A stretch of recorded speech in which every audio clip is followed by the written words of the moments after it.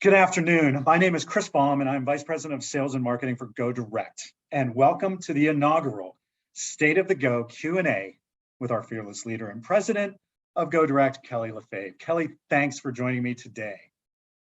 Thanks for having me. I know this is all kind of cool, right? Taking us into a new realm of things for GoDirect. It's exciting. So what we're going to be doing, I'm just going to throw some questions at you. And we'll have some answers, some of it business related, some of it just fun kind of stuff, and just kind of chat for a little bit. Sounds good. All right, let's get this kind of stuff down. Who is GoDirect Solutions? So we are a 3PL, so third-party logistics company. We are a Canadian company that has recently expanded into the US, so we're really excited about our growth.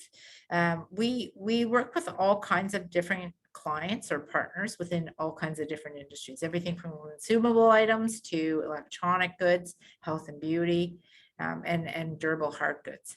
We really focused our solution around 3 channels. So one would be B2B, right? So business to business, and that could be wholesale, it could be retail, distributor.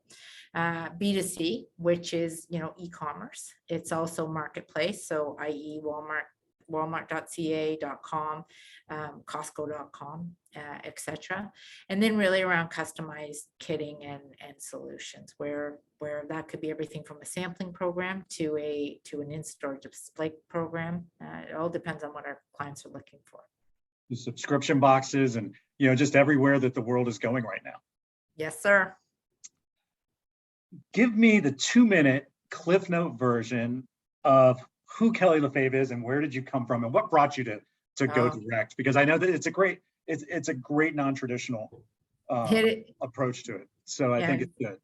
A little unorthodox how I ended up at GoDirect, but I actually spent most of my career long-term stays at CPG companies.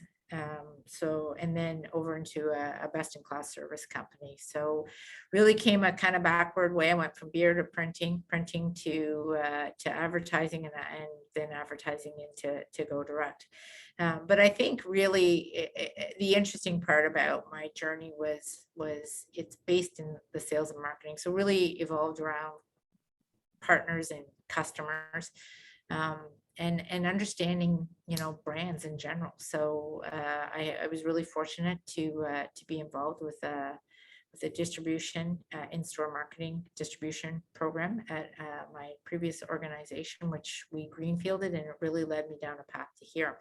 But it's given me some real insight into being able to understand, how we be relevant to our partners, right? We're a service-oriented solution. And we're only worth the value that we bring to them in enabling their operational side. And I think that's great in that it gives a non-traditional perspective to what's a very dated and traditional world in the whole 3PL industry. So I think that fresh perspective is definitely serving us well as we go about this. Yeah, we really look at it and say customers royalty. Right. So everything we do is based on, our value that we deliver back to them. As a female president in typically a male-dominated role within this industry, what's the biggest advantage to that and the biggest disadvantage? That's a great question. I've always, my career has always been based in, let's call it traditionally male-dominated industries. I don't know if I see a big advantage or disadvantage. The one thing I'll say is that I think that coming, as we just previously talked about, is having the viewpoint of creating solutions for our clients or our partners differentiates us in the marketplace and gives us an advantage. I'd love to say that multitasking, so we're able to look at multiple different solutions and offer different solutions. So I'm going to call that multitasking views is an advantage of ours, where we're not fixated on saying no, this is the only way to do this. I challenge everybody on our team regularly, whether they like it or not, to I'll say to our clients, give us an issue that you have and let us try and solve it. I'm not saying that we can, but we definitely will take it on and see what we can come up with. Yeah, and I think that perspective filters through our entire company. from a leadership standpoint to everybody else, to the guys out on the floor fulfilling orders. I think it's developing that culture. And I think that's one thing that we've put a lot of emphasis on is having that vision come down through our entire company, whether they're in northern Canada or whether they're in the eastern part of the United States, where it's just one group and one team working towards that same common goal. It's no secret that Go Direct is on kind of a rocket ship kind of growth mode right now. Tell us a little bit about that, and where Go Direct is now and where we're going to be in a year. Yeah, it has been a busy time, to say the least. It's an interesting time to be in such a growth trajectory. We actually started that growth plan back in early 2020, right in the midst of the pandemic. So there's been challenges associated with it, but we've been really fortunate that we've had some great opportunities as well. So right now our focus is, we've just opened Columbus, as you know. So that's our flagship in the US. Which is a beautiful building, brand new, temperature and humidity controlled, 240,000 square feet. So we're busy getting that operational, which is going very well. On next Thursday, June the 30th, we take full possession of our Calgary facility. So we're really excited about that. We've got a great leader out there that's going to lead that team. So we'll get that up and running. That's our focus over the next, let's call it 3 months. And ensuring that it's running smoothly. So we're really confident that that is going to happen. And then we're looking, what our next move will be within the next, let's call it 6 months. And if I was a betting person, I would say that we would be looking at something in the West, US West, West Coast, to be more exact. And I think that we will be aggressive to get that on board this year and up and running. And then, I would suspect that in early 2023, we will be looking at a fifth location somewhere in the Southwest, or the Southeast, let's call it. And I think that's so important, because having a plan, and you're kind of having a plan based upon your brands, where we're going to be able to give true cross-border solutions to these brands. You've got full Canadian coverage, you got full US coverage, everywhere that we're going to be, you're within 24 hours of everywhere in North America. So it's pretty exciting. I mean, it's kind of funny to look at it, having all of these different things going on at one time. I know sometimes our onboarding and operational meetings could probably last 5 hours if we wanted them to, but it's a pretty exciting time. It is, and we've got a really great team, Chris. It's one thing I have a lot of confidence in our team and the expertise and experience that we brought to the organization. We were in Columbus last week, and we had a big conversation about how do we build a culture amongst all of our different locations, so that we understand that our purpose is for a greater good, right? So really excited about the leadership within the group, but I'm also excited about our colleagues. I think that the one thing that I've learned over my time here is that some of the best ideas come from the floor. Some of the best ideas and solutions come from our colleagues that are actually doing the day-to-day work for our brand. So it's really interesting, and I'm excited to get to continue that, to learn more about the feedback from the teams, and then be able to leverage that across the footprint. Okay, only slightly less or more important than everything else. At the end of the day, red wine or white wine? I am impartial. I am unbiased. I enjoy both and everything in between. I know. It's like, I remember back in college, it doesn't matter who's buying as long as somebody's buying. Exactly. But that's good. That's good. So you're always open to that next. Yes. Rosé is big right now with the hot weather. Yes, it is. Yeah. So. Not a big dark Cabernet during the summertime kind of thing. Well, later in the evening, I am absolutely. I know. I would not say no to that at all. And with all the late evenings, it's certainly been out there. We've had a few. We're hitting the halfway point of 2022, and it's been an incredibly turbulent time across the world from a supply chain and 3PL standpoint. Yeah. What's been a couple of the challenges that Go Direct's faced, and how have we managed to maybe turn some of these these issues into successes?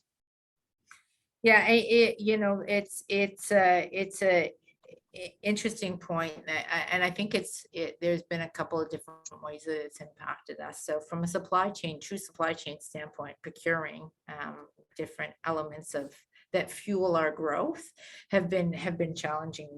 We ran into a situation earlier on in the year as we were trying to get Columbus up and running. We were waiting on one small microchip for our electrical panel that delayed that opening a little bit. So, but with everything we learn, right? So part of that is that we've looked at our growth trajectory over the next, let's call it 24 months, and we've tried to be proactive in terms of identifying and securing equipment, different sorts of elements of setting up a building that we will need. So I feel really good about that in terms of being a little bit proactive versus waiting to see what happens.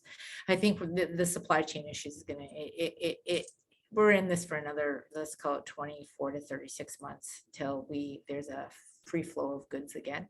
And it will depend on the industry, how backlogged that is. But for us, I think the best approach is to be as proactive as possible.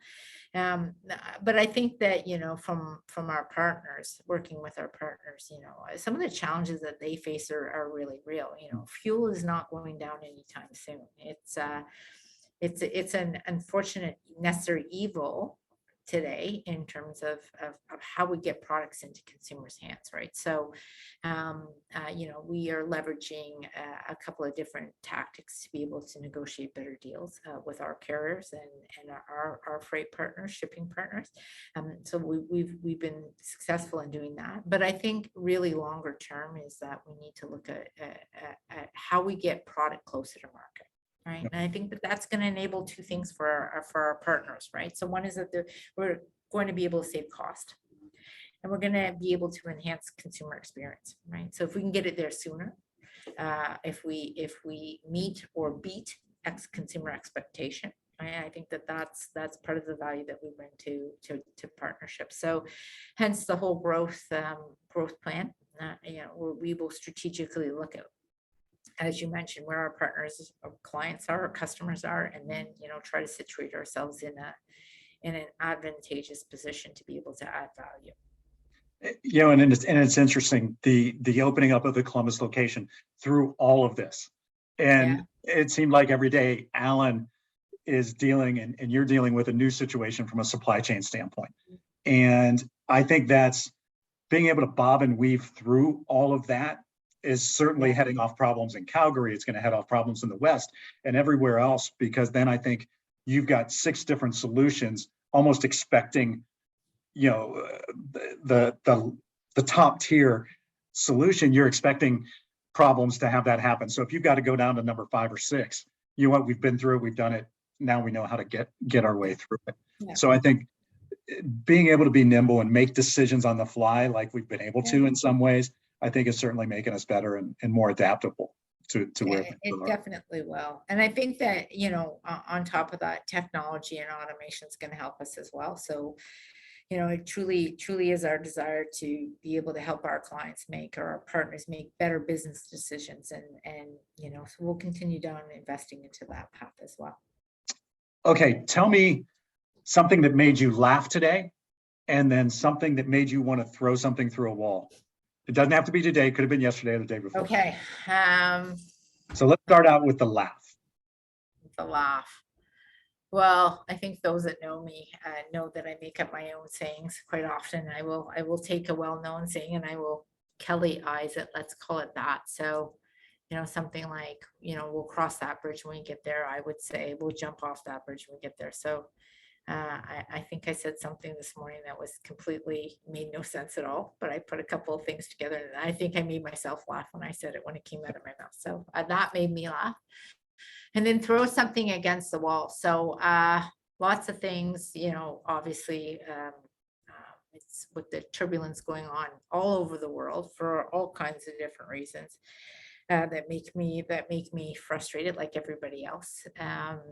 Well, yesterday, there was a lot of kind of talk on both sides of the border actually about the government stepping in and giving some tax relief on fuel, which it's one thing, but it's a big thing. It impacts everything that moves, everything that we buy, how our costs that are attributed to consumers and to brands alike. And then I heard this morning that I think that politics has come into play, and first heard out of Canada that we weren't entertaining that idea, and then I heard that Biden's backing off of it as well. So that's frustrating. That makes me want to throw something for sure, but those would be my answers. It's funny when you bring that up. Alan said that he wants to be the first one to have a T-shirt that says, "We'll fall off that bridge when we get to it." Yeah, that's his favorite Kellyism. I think I've got a few. I think I could see having a bunch of, as we've talked about building culture and how we make our bigger team feel like one team instead of a bunch of siloed businesses. We came up with some ideas around our values, and I think the next version of that will have to be Kellyisms. Yeah, our T-shirt of the month club of a Kellyism. So yeah, I had a good one last week. I can't remember what it was, but I don't think I'm sure it'll come up in conversation. Yeah. When Go Direct, we're fortunately be in position where we can really kind of target brands or really look at brands and say, do you know what, I really want to do business with them, or what, I'd love to partner with them. They got something really cool going on, and you want to be on that trajectory with them. Who do you think Go Direct looks for in a brand and in a partnership? So I think that's a great question, Chris. And there's so many different ways I could answer that, but I think to sum it up, we've got an exciting kind of future positioning forward, and we're looking to partner with brands that have the same, right? So we get excited when our brands are exciting. It's a great feeling to be part of somebody who's on a great trajectory in terms of growth, in terms of brand presence, market share. So we love partnering with brands like that, and then we love dealing with innovative organizations, right? So and that's not to say that we don't love the tried and true. We really do love the tried and true. I think that we get great learnings out of the tried and true. They make us better partners oftentimes, but we get the same opportunity with a lot of these up and coming quick scaling brands as well. And we get the opportunity to step back and say we played a seamless part in that growth for them. So that's really rewarding on our side. And I think sometimes you sit back and you have to realize what a relevant piece you are to their business. One of our brands is getting ready to go for their next round of funding, and he's like, Chris, I want you to be engaged with this with us, because when I'm going to ask for $15 million, they're going to want to say, all right, who's fulfilling your orders and everything else. So I think that's kind of fun stuff where you really feel like it's not a transaction, it's a relationship, and you guys are in this for the long haul, good and bad. You're going to have days where you hang up on each other, but you're also knowing that 10 minutes later, you're going to text and say, all right, how are we going to fix this? Kind of thing, because you're really in it together. And that's a fun feeling. It's a rewarding feeling is what it is. I mean, and we look at it, and again, we'll go back and say just where I kind of grew up in my career is we built partnerships. And I think that really is a sweet spot for us, where we are invested, right? So we want to work with brands that are invested in with us as well on the journey. So it's a big trust component to outsource your operational back end to a third party logistics company, right? So I think that success for me is when they turn around and say, you know what, they're not our vendors, they're our partners, and they've enabled us to be successful, and that's how we judge success or failure. Yeah, and where they come across something funny during the course of the day that has zero to do with the industry, but they want to share something with you, or absolutely something goofy or something that's going on. I mean, that's what it's about. All right, at some point, Kellie, we are going to have to kick you out of the office and you're going to have to take a vacation somewhere. where would you go? So I think we're looking at something in 2023. I've actually got 2 teenage daughters that I would love to do a girls' trip to, Europe, whether it be probably Paris and Rome. That's probably how long I could take them for, but it's, I think that will be our next big venture before they get too big and they're gone. Maybe we can partner that with a Go Direct Rome location or a Go Direct, Or the grand opening of something international. exactly, right in the middle of wine country in Italy would be great. As kind of a final takeaway, is there a market or brand category where you think Go Direct can have the biggest effect? And why would somebody within that category choose to partner with us?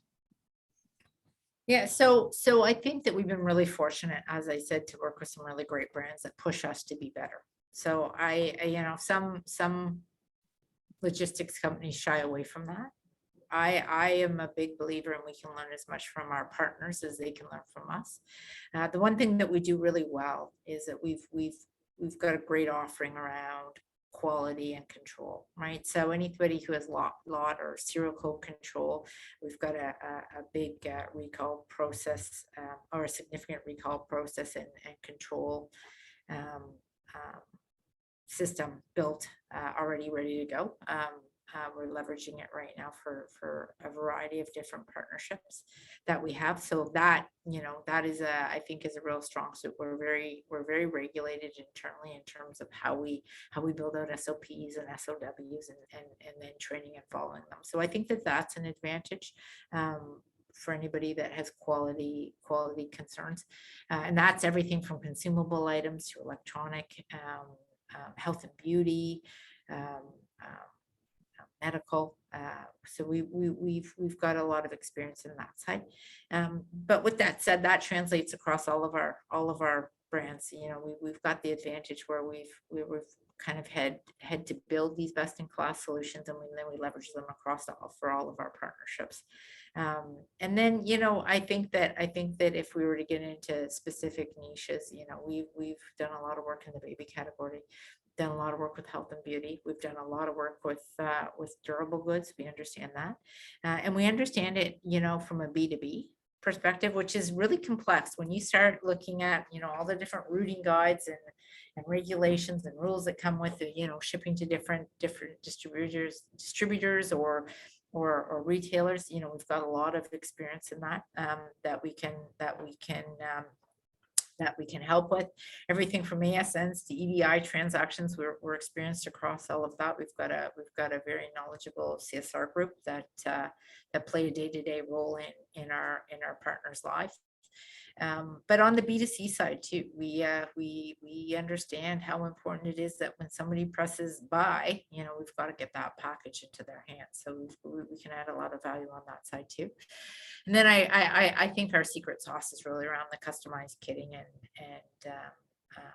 sampling / in-store marketing piece. We're very nimble on that side. So if there's a requirement where we need to create different kits, or we need to build in-store displays and get them there on time in one piece and nothing's spilt, then we're amazing at that as well. I give the ops team the credit for that. They are really creative in their approach to how we do things, and they're really nimble, right? There's many things that we don't do the same thing, two things the same way, on any given day. So we've got that flexibility as well. So that's where I think that we can add a lot of value into our partnerships. And I think as that brand becomes leaner, they've got to become leaner. Yeah. That's where there's more of a need for someone like us to come in and be able to handle their inbound, their outbounds, be able to handle the B2B, the direct to consumer, all of the e-com methods. There's so many different third-party methods now for them to receive orders online and to be able to manage that whole side, the kitting side, the packaging side, where it's like you worry about your next TikTok video, find your next Instagram follower, grow your business, and then we'll handle everything else for you. Exactly. And I think there's going to continue to be that need for that within this crazy wacko world that we're immersed in. Yeah, I would agree. And we're going to be poised to do it on a North American level, right? Yep. So Yep. there's continuity in that and consistency. So, what you're doing for the Southern US, you can do in the Northern US, and you can do in the East Coast of Canada. So that's really exciting, I think. Yeah, and becoming a real cross-border solution where taking brands from being regionalized brands to then taking them to be Absolutely. they're national brands. And then the next step is throwing them on a truck, either north or south, where then they become true North American brands. Yeah. And Yeah. it just becomes so much more cost effective in getting them out there. Yeah, and I use the expression one throat to choke. I mean, I really think that we offer that partnership where we can offer that coverage and still only have to deal with one group, rather than having to track down 4 or 5 different entities. We can offer that one source of truth. And if one warehouse starts running low on product, we put more product on a truck and get it right over to them. So then it doesn't disrupt their day-to-day business of things. You got it.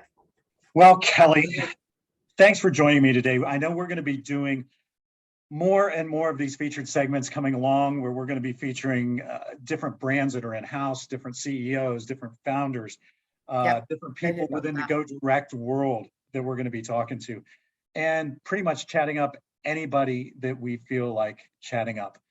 People do business with people that they know. And I think that's kind of getting that message out there that, hey, this is who we are. Nobody's behind a cubicle, anything like that. We want to know our customers. We want to know our brands and everybody out there. And we've got a great story, and we want to push that out to as many folks as we can.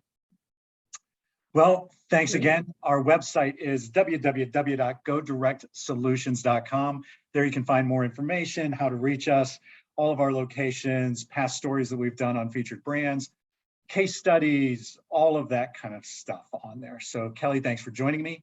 And I'm sure we'll chat again very soon. Yes, sir.